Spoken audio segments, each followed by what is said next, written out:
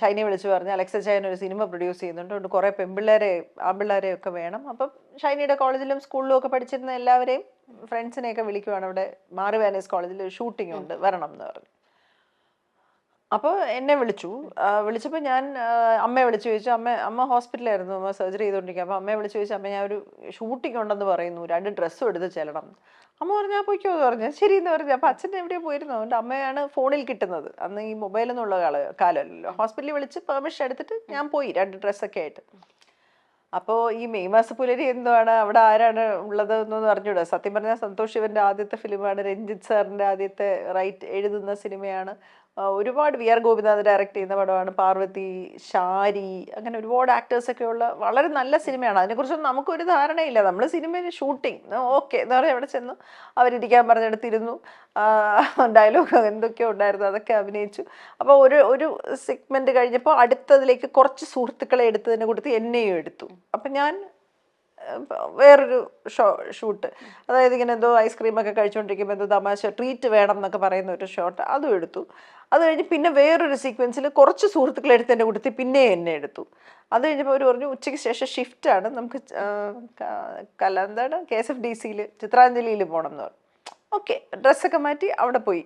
അപ്പോൾ അവിടെ ചെന്ന് ഇതെല്ലാം കണ്ട് നമ്മളിങ്ങനെ ഷൂട്ടിങ്ങൊക്കെ കണ്ട് ഹാപ്പി ആയിട്ട് ഇങ്ങനെ ഇരിക്കുന്നു. 8:30 ഭക്ഷണം, രാത്രി നിന്ന് ഭക്ഷണം കൊണ്ടുവരുന്നു, അത് കഴിക്കുന്നു. അല്ല, ഭക്ഷണം കൊണ്ടുവന്നില്ല, ഭക്ഷണം കൊണ്ടുവന്നപ്പോൾ എനിക്ക് വേണ്ടാന്ന് പറയുന്നു നമ്മൾ. അത് കഴിഞ്ഞപ്പോഴത്തേക്ക് പാർവതി, ശാരിയും ഞാനും കൂടെ ഇങ്ങനെ ഒരു സ്റ്റേഴ്സ് കയറിപ്പോയി ഒരു മുറിയിൽ ചെന്നിങ്ങനെ വാതിലിങ്ങനെ തട്ടുന്നത് വരെ എടുത്തു. അത് കഴിഞ്ഞാൽ ആ കുട്ടി അതിനകത്ത് ആത്മഹത്യക്ക് ശ്രമിക്കുന്നു, ശാരി അതിനെ അടിക്കുന്നു, ഇൻ്റർവെൽ കട്ട. അപ്പോൾ അതുവരെ ഉള്ളത് എടുത്തു. എന്നിട്ട് ഇന്നിനി പാക്കപ്പ് എന്ന് പറഞ്ഞ് നമ്മൾ കാറിൽ ഹാപ്പി ആയിട്ട് ഞാൻ സന്തോഷമായിട്ട് വരികയാണ്. ആദ്യമായിട്ട് അഭിനയിച്ചെന്നെ അവൾ വീട്ടിലോട്ട് ഇങ്ങനെ ചെല്ലുമ്പോൾ ഫുള്ള് വീട് ലൈറ്റപ്പ് ചെയ്തിട്ടേക്കുന്ന ഒരു വലിയ വീടാണ്. അവിടെ കുറേ ലൈറ്റ് ഉണ്ട്. അത് മുഴുവൻ വീട്ടിലെ മുഴുവൻ വെളിയിലെ വെളിച്ചം ലൈറ്റ് ഫുള്ള് ഇട്ടിട്ട് അച്ഛൻ അങ്ങോട്ടും ഇങ്ങോട്ടും നടക്കുക. ഞാനിങ്ങനെ അച്ഛ ഇറങ്ങി ഒറ്റ എണ്ണം കിട്ടി. അയ്യോ, സിനിമ അഭിനയിക്കാൻ നടക്കുന്നത്, നിനക്ക് വല്ല ധാരണയുണ്ടോ സിനിമ എന്താണെന്ന്, അങ്ങനെ ഇങ്ങനെ എന്ന് പറഞ്ഞൊരു ചാട്ടം. ഭക്ഷണമൊന്നും തന്നില്ല. ഞാനാണെങ്കിൽ അവിടെ നിന്ന് ഭക്ഷണം പൊതിയും എടുത്തില്ല. അന്നത്തെ ദിവസം വിശന്ന് പരിപാടി നിർത്തി വീട്ടിനകത്ത്.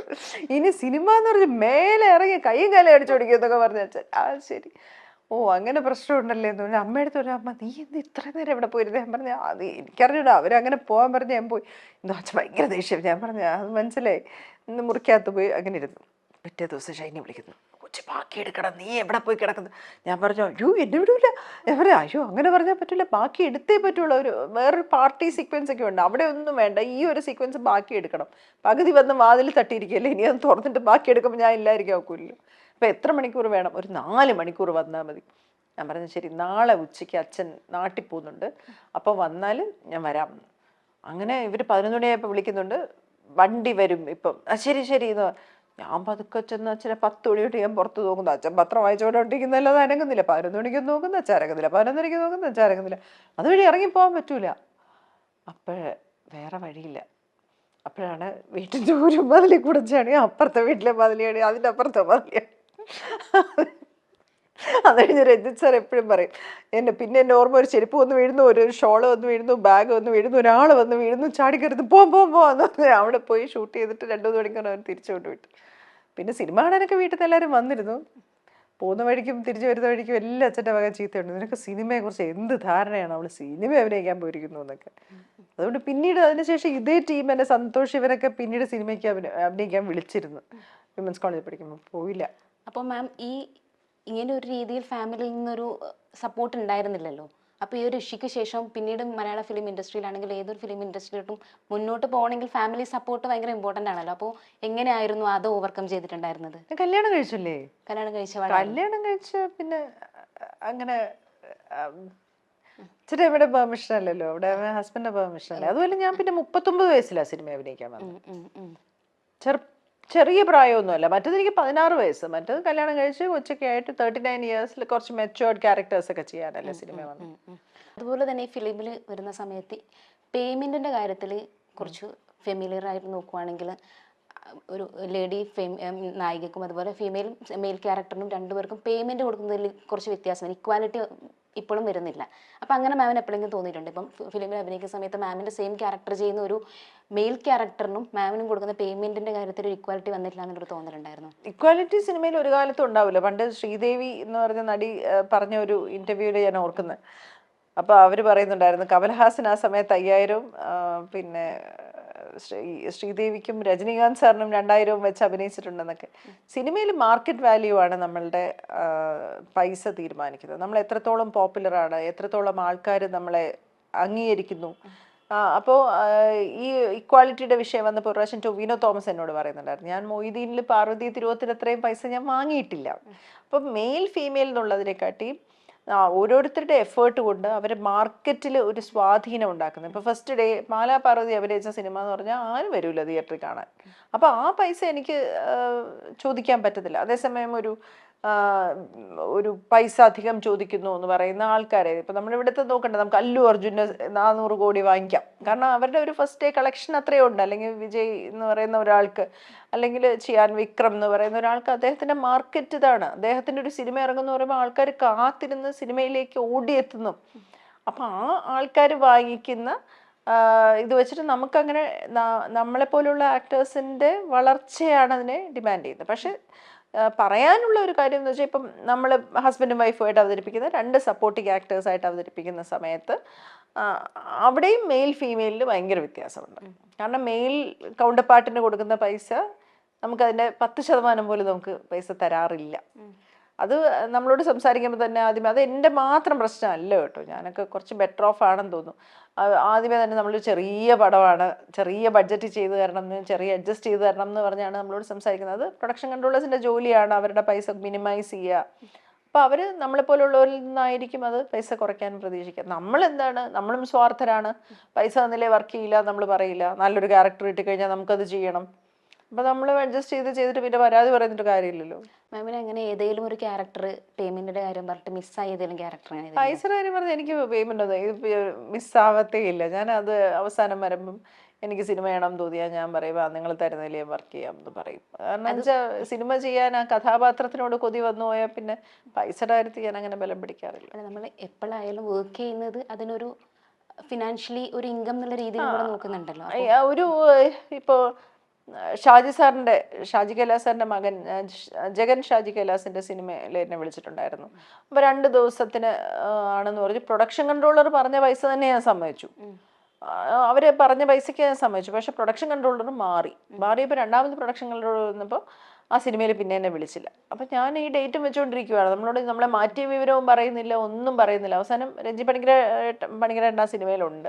അപ്പോൾ പണിക്കരേട്ടൻ ഞാൻ വിളിച്ചു ചോദിച്ചു, പണിക്കരേട്ട ഇന്ന ഒരു 2 ദിവസം എനിക്ക് തന്നിട്ടുണ്ട്, ഇന്ന പടത്തിൽ എന്നെ ആരും വിളിച്ചില്ല, പ്രൊഡക്ഷൻ കൺട്രോളറെ വിളിച്ചിട്ട് കിട്ടുന്നില്ല. അപ്പോൾ പറഞ്ഞു കൺട്രോളർ മാറി പാർവതി, പുതിയ ആൾ വന്നപ്പോൾ എൻ്റെ പേയ്മെൻറ്റ് കൂടുതലാന്ന് പറഞ്ഞിട്ട് വേറെ ആരെയോ കാസ്റ്റ് ചെയ്തു എന്നാണ് ഞാൻ അറിഞ്ഞത്. അപ്പം ഞാൻ ഭയങ്കര ഷോക്കായിപ്പോയി. കാരണം അവർ നെഗോഷിയേറ്റ് ചെയ്യാൻ പോലും തയ്യാറായില്ല. അവർ ആദ്യം പറഞ്ഞ പൈസയിൽ ഞാൻ ഓക്കെ എന്ന് പറഞ്ഞതാണ്. പിന്നീട് അവർ പറയുക എന്നെ മാറ്റിയിരുന്നു പൈസ. അപ്പം അങ്ങനെ അത് നെഗോഷിയേറ്റ് ചെയ്യാനൊന്നും ശ്രമിച്ചില്ല. പ്രത്യേകിച്ച് ഷാജി സാറാണ് എന്നെ സിനിമയിൽ ആദ്യമായിട്ട് കൊണ്ടുവന്നത്. അപ്പോൾ ജഗൻ്റെ സിനിമയിൽ ഞാൻ പൈസ പറയൂല അങ്ങനെ. പിന്നെ ഞാൻ ജഗന് മെസ്സേജ് അയച്ചു, ജഗൻ മോനെ പൈസയൊന്നും ഞാൻ പറഞ്ഞതല്ല, അവർ പറഞ്ഞപ്പോൾ ശരി എന്ന് പറഞ്ഞതാണെന്ന്. അത് സാരമില്ല ആൻറ്റി, അത് കുഴപ്പമില്ല എന്ന് പറഞ്ഞു. ഇപ്പോൾ ചിത്രയുടെയും എനിക്ക് ആ ഫാമിലിയൊക്കെ ആയിട്ട് ഭയങ്കര അടുപ്പമുള്ളതാണ്. അപ്പം അങ്ങനെ അതൊക്കെ നമുക്ക്, അല്ല പൈസയുടെ കാര്യം പറഞ്ഞ അങ്ങനെ സിനിമയൊന്നും ഞാൻ അങ്ങനെ കളയാറില്ല. നമുക്ക് പൈസ ആവശ്യമാണ് കേട്ടോ, ഇത് പറയുമ്പോൾ തന്നെ. ഇപ്പോൾ റീസെൻ്റ് ആയിട്ട് ഹേമ കമ്മിറ്റി റിപ്പോർട്ട് വന്ന സമയത്ത് തന്നെ കുറേ ആൾക്കാർ, കുറേ ലേഡീസ് അവർ ഫേസ് ചെയ്ത ഇഷ്യൂസ് പറഞ്ഞിട്ടുണ്ടായിരുന്നു. പക്ഷേ ഇഷ്യൂസ് പറയുന്ന സമയത്തും ഒരു കൈൻഡ്സ് ഓഫ് സമൂഹം പറയുന്നതെന്ന് വെച്ചാൽ അവർ ആ പരിപാടിക്ക് പോയത് കൊണ്ടല്ലേ, അല്ലെങ്കിൽ ഇത്ര വർഷം കഴിയുമാണ് ഇവരിങ്ങനെ പറയാനുള്ളതിൽ കുറച്ച് ക്വസ്റ്റ്യൻസ് വരുന്നുണ്ട്. അപ്പോൾ ഇങ്ങനെ ചോദിക്കുന്നുണ്ടുള്ള മാമിൻ്റെ അഭിപ്രായം എന്താണ്? നമുക്ക് എല്ലാവർക്കും ഇപ്പം ഹേമ കമ്മിറ്റിയിൽ ഡിപ്പോസ് ചെയ്ത ആൾക്കാരല്ല ഇപ്പം മീഡിയയിൽ വന്ന് സംസാരിച്ച ആൾക്കാർ. അവരുടെ സത്യസന്ധതയെ ചോദ്യം ചെയ്യാൻ അവരെന്താണ് പറഞ്ഞത്, അവർ കള്ളമാണോ പറഞ്ഞത് സത്യമാണോ പറഞ്ഞതെന്നൊന്നും ഞാൻ പറയുന്നില്ല. ഏറെക്കാലമായിട്ടുള്ളൊരു സ്ട്രഗിളിൻ്റെ ഭാഗമായിട്ടാണ് എല്ലാവരും നിലനിൽക്കുന്നത്. ആണായാലും പെണ്ണായാലും ഒരു സിനിമ ഇൻഡസ്ട്രിയിലേക്ക് പോകുക എന്ന് പറയുമ്പോൾ ഒരു സ്ട്രഗിളുണ്ട്. അപ്പോൾ ആ സ്ട്രഗിളിൻ്റെ ഭാഗമായിട്ട് ഓരോരുത്തരും അനുഭവിച്ചത് എന്താണെന്ന് പറയാൻ ഞാൻ ആളല്ല. പക്ഷേ ഒരു സിസ്റ്റം സേഫ് ആവുന്ന സമയത്ത് ഒരുപാട് കാര്യങ്ങൾ പ്രൊഫഷണൽ ആവുകയും സ്ട്രീംലൈൻഡ് ആവുകയും ചെയ്യും. അങ്ങനെ ആവണം എന്ന് ആഗ്രഹിക്കുന്ന ഒരാളാണ് ഞാൻ. ഉദാഹരണത്തിന് പണ്ട് എനിക്ക് പറയാനുള്ളത്, ഞാൻ പണ്ട് ചെയ്ത ഒരു എക്സ്പെരിമെൻറ്റിനെ കുറിച്ചാണ്. 2005 അന്ന് പത്രവും ചാനലൊന്നും ഇല്ല. ഏഷ്യാനെറ്റ് ഉണ്ട്, സൂര്യ ഉണ്ട്. മനോരമ പത്രവുമായിട്ട് ബന്ധപ്പെട്ട് ഒരു തമ്പാനൂർ അല്ലെങ്കിൽ തിരുവനന്തപുരം നഗരത്തിൽ സ്ത്രീകൾ എത്രത്തോളം സേഫ് ആണെന്ന് പറഞ്ഞൊരു എക്സ്പെരിമെൻറ്റ് നടത്തിയിരുന്നു. ജോൺ മുണ്ടക്കയം സാറാണ് അന്ന് ബ്യൂറോ ചീഫ്. അല്ലെ അങ്ങനത്തെ കുറച്ച് ബ്യൂറോ ചീഫായിട്ടുള്ള സാറ്, പിന്നെ ജയചന്ദ്രൻ ചേട്ടൻ, ഫോട്ടോഗ്രാഫർ ജയചന്ദ്രൻ, അങ്ങനെ മനോരമയിലെ വളരെ നമുക്ക് അവരെല്ലാവരും കൂടെ ചേർന്നിട്ട് വൈകുന്നേരം ഒരു 7:30 മണി തൊട്ട് നമ്മൾ കുറേ ദൂരം തിരുവനന്തപുരത്തിൻ്റെ പല നഗരത്തിൽ നമ്മളോട് നടക്കാൻ പറയുകയും അവിടെ നടക്കുന്ന കാര്യങ്ങൾ റിപ്പോർട്ട് ചെയ്യുകയും ചെയ്തിരുന്നു. അപ്പോൾ അതിന് ഷാഡോ പോലീസിങ് ഒക്കെ തുടങ്ങാൻ വേണ്ടിയിട്ടുള്ള ഒരു പരിപാടിയായിരുന്നു. പക്ഷെ അപ്പം ഞാൻ പറഞ്ഞ ഒരു 2 കാര്യം എന്ന് വെച്ചാൽ, ആരെങ്കിലും എൻ്റെ അടുത്ത് മോശമായി പെരുമാറിയാൽ അവരുടെ പേര് വെളിയിൽ പറയാൻ പറ്റില്ല. കാരണം അതൊരു സിസ്റ്റം അങ്ങനെ ആയതുകൊണ്ടാണ്. ഞാൻ പറയും, എന്നെ ഇങ്ങനെ ഉപദ്രവിച്ചെന്ന് നിങ്ങളും നിങ്ങളുടെ പത്രത്തിൽ എഴുതും, നിങ്ങൾ കാണുന്നത് കൊണ്ട് ഇങ്ങനെ ഒരു ഇഷ്യൂ ഉണ്ട് എന്ന് അത്രേ പറയാൻ പാടുള്ളൂ. അല്ലാതെ അവരെ അറസ്റ്റ് ചെയ്യുന്നതിലേക്ക് പോകാൻ പാടില്ല. കാരണം ആ സിസ്റ്റം മാറി അവരങ്ങനെ ഉണ്ടാവില്ല അവിടെ ശല്യം ചെയ്യാനായിട്ട്. രണ്ടാമത്, ഒന്നും നടന്നില്ലെങ്കിൽ, ഒരാൾ നമ്മളെ ശല്യം ചെയ്യാൻ വന്നില്ലെങ്കിൽ അതും നമുക്ക് എഴുതാം എന്നുള്ളതായിരുന്നു ഒരു കരാറ് പോലെ പറഞ്ഞിട്ടാണ് അത് ചെയ്തത്. അപ്പോൾ ആ സമയത്ത് ഗാന്ധി പാർക്കിൻ്റെ അടുത്ത് വെച്ചും ശ്രീപത്മനാഭ തിയേറ്ററിൻ്റെ ഫ്രണ്ടിൽ വെച്ചും അല്ലാതെയൊക്കെ കുറേ പേര് വളരെ നമ്മുടെ അടുത്ത് അഡ്വാൻസസ് നടത്തി. അപ്പം അന്ന് അവരുടെ ഒന്നും പേര് നമ്മൾ പറഞ്ഞില്ല. പകരം അന്ന് VS അച്യുതാനന്ദൻ സാറിനെ കാണാൻ പോയപ്പോൾ എന്നോട് എന്തൊക്കെയാണ് നിങ്ങൾക്ക് പറയാനുള്ള, അന്ന് CM അദ്ദേഹമാണ്, നിങ്ങൾക്ക് എന്താണ് അതിന് പറയാനുള്ളത്, നിങ്ങൾക്ക് റെക്കമെൻഡേഷൻസ് എന്താണെന്ന് ചോദിച്ചപ്പോൾ നമ്മൾ പറഞ്ഞത് ലൈറ്റ് ഇടണം എന്ന്. നഗരത്തിൽ നല്ല വെളിച്ചം, തമ്പാനൂർ റെയിൽവേ ബസ് സ്റ്റാൻഡിലും പിന്നെ ഗാന്ധി പാർക്കിന് ചുറ്റും നല്ല വെളിച്ചം വേണം. റോഡിൽ നഗരത്തിലും വെളിച്ചം വേണം. സ്ത്രീകൾക്ക് എന്തെങ്കിലും ബസ് ഡിലേ ആയാലോ വന്നിറങ്ങിക്കഴിഞ്ഞാലോ സേഫായിട്ട് ട്രാവൽ ചെയ്യാനുള്ള വണ്ടികൾ വേണം. എവിടെയെങ്കിലും ഒരു സ്ഥലത്ത് വണ്ടി ബ്രേക്ക് ഡൗൺ ആയാൽ അവിടെ സ്ത്രീകൾക്ക് പോയി താമസിക്കാനുള്ള സേഫ് പ്ലേസസ് വേണം, അല്ലേ? അതൊക്കെയാണ് നമ്മളെ റെക്കമെൻഡേഷൻ. അങ്ങനെ വരുമ്പോൾ ഈ സിസ്റ്റം ശരിയാവും. മാം ഓൾറെഡി പറഞ്ഞിട്ടുണ്ടായിരുന്നു, മാമിന് ഒരു സിസ്റ്ററുമായിട്ട് ആ ഒരു കണക്ഷൻ കിട്ടിയിട്ടുണ്ടായിരുന്നില്ല. ആ ഒരു ഫ്രണ്ട്സിൻ്റെ ഇടയ്ക്ക് കാണിക്കുന്ന ആ ഒരു ഇൻറ്റിമസി മാമിന് സിസ്റ്ററോട് കാണിക്കാൻ പറ്റില്ല. അതിനെന്തെങ്കിലും സ്പെസിഫിക് ആയിട്ടുള്ള റീസൺ എന്തെങ്കിലും ഉണ്ടായിരുന്നു? എൻ്റെ ഓർമ്മ വെച്ച കാലം മുതലേ എൻ്റെ അനുഭവം അതാണ്. ഞങ്ങൾ തമ്മിൽ 6-7 വയസ്സിന് വ്യത്യാസമുണ്ട്. അപ്പോൾ ഞാനൊരു അച്ഛൻ്റെയും അമ്മയുടെയും സ്നേഹം കൊണ്ടുപോകാൻ വന്ന ഒരാളായിട്ടാണ് എന്നെ കൊച്ചിലെ മുതലേ എൻ്റെ സഹോദരി കണ്ടിട്ടുള്ളത്.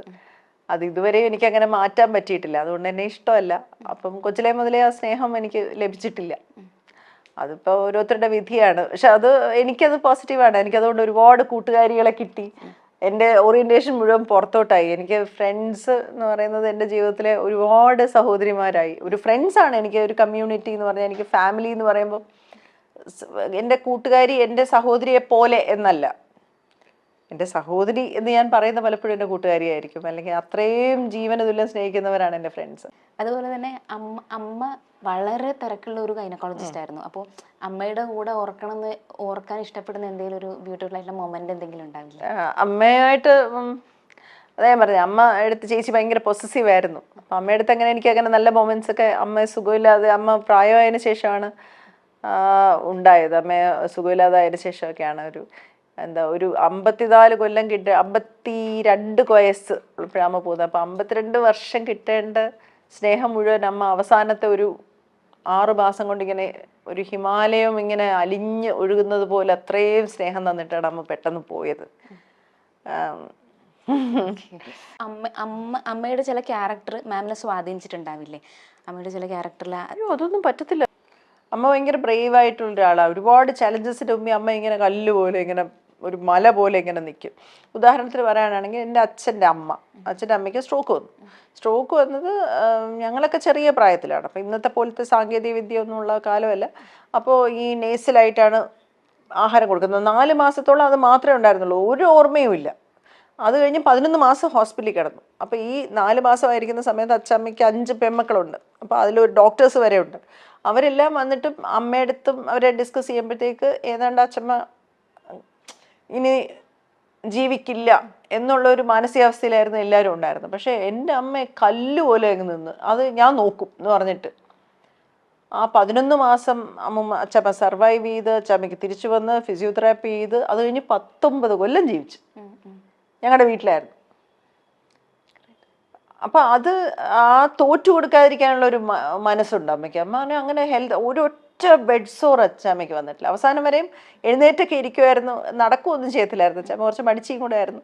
അപ്പോൾ അമ്മ എപ്പോഴും പറയും, എൻ്റെ അമ്മയായിരുന്നെങ്കിൽ ഇപ്പോൾ നടന്നേനെ, അമ്മയ്ക്ക് മടിയാ, അമ്മ എഴുന്നേറ്റിരിക്കത്തില്ല, അമ്മ സ്വന്തമായിട്ട് ശ്രമിക്കുന്നില്ലെന്നൊക്കെ. പക്ഷെ എന്നാലും അങ്ങനെയുള്ള ഒരാളെ പോലും, നല്ല വണ്ണമൊക്കെ ഉള്ള ഒരാളെ പോലും, ഒരു കട്ടിൽ ഇങ്ങനെ കിടക്കുന്ന ഒരാൾ ഒരു തവണ ഒരു ബെഡ് സോറ് പോലും ഇല്ലാതെ, ഒരു പ്രശ്നവും ഇല്ലാതെ അത്രയും വർഷം ഒരു തവണ ഒരു 6 മണിക്കുള്ള മരുന്ന്, 10 മണിക്കുള്ള മരുന്ന്, 2 മണിക്കുള്ള മരുന്ന്, 6 മണിക്കുള്ള മരുന്ന്, 10 മണിക്കുള്ള മരുന്ന്, ഒരു സെക്കൻഡ് അങ്ങോട്ടും ഇങ്ങോട്ടും സൂചി മാറാതെ കറക്റ്റായിട്ട് അമ്മ തന്നെയല്ല ചെയ്യുക, ഒരാളെ നിർത്തിയിട്ടുണ്ട്. പക്ഷെ അത് മോണിറ്റർ ചെയ്ത് കറക്റ്റായിട്ട് മരുന്നെടുത്ത് വെച്ച് അത്രയും വർഷം അത് ചെയ്യാനുള്ള മാനസികാവസ്ഥ, അതാണ് അമ്മയെ വളരെ ഡിഫറെൻ്റ് ആക്കുന്നത്.